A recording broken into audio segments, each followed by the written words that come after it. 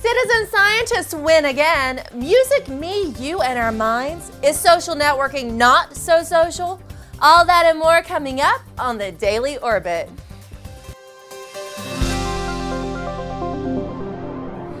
Hello and welcome to the Daily Orbit. I'm Emerald Robinson. Citizen scientists have done it again. This time they've spotted the remains of a Soviet-era Mars lander on the red planet's surface. While following news about NASA's Curiosity rover through images taken by the Mars Reconnaissance Orbiter, a group of Russian space enthusiasts have potentially found 4 pieces of hardware from the Soviet Mars 3 mission: the parachute, heat shield, terminal retrorocket, and lander.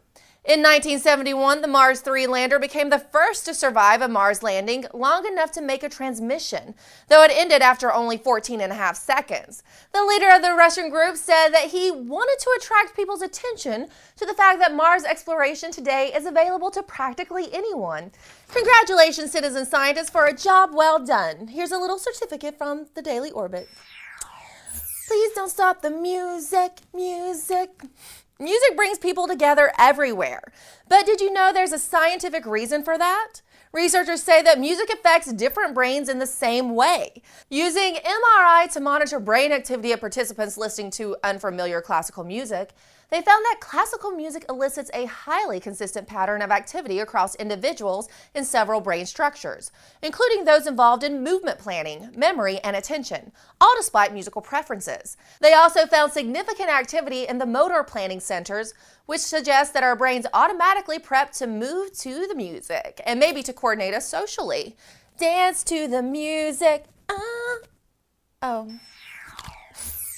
What might not be coordinating us socially? Ironically, social networking. Have you witnessed a Facebook friend breakup? Well, according to a new poll, 76% of Facebook users have, with 78% saying that Facebook is becoming increasingly hostile. The poll found that wars waged on Facebook are bleeding into real life and not getting resolved.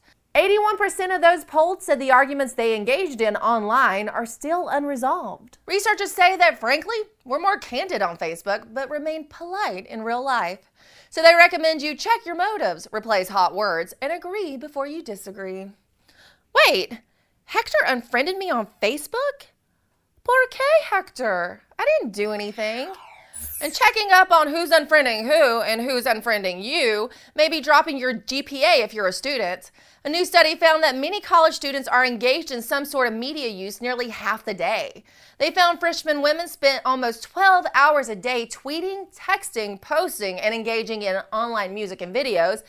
And to no surprise, this high media use was associated with a lower GPA, including more missed classes, lower academic confidence, and a lack of sleep. Another study also found that Facebook could be a good predictor of alcohol use and anxiety. Kids, it's not like us grown-ups allow social networking to affect our work, right? Oh, and here's a stimulating study. Researchers found that sound stimulation during sleep can enhance memory. They exposed participants to sounds that were in sync with the brain's slow oscillation rhythms, which are critical for retaining memories, during slow-wave sleep. Afterward, they found that participants were better able to remember word associations they had learned the evening before. Besides boosting memory, they said this research could help provide better sleep.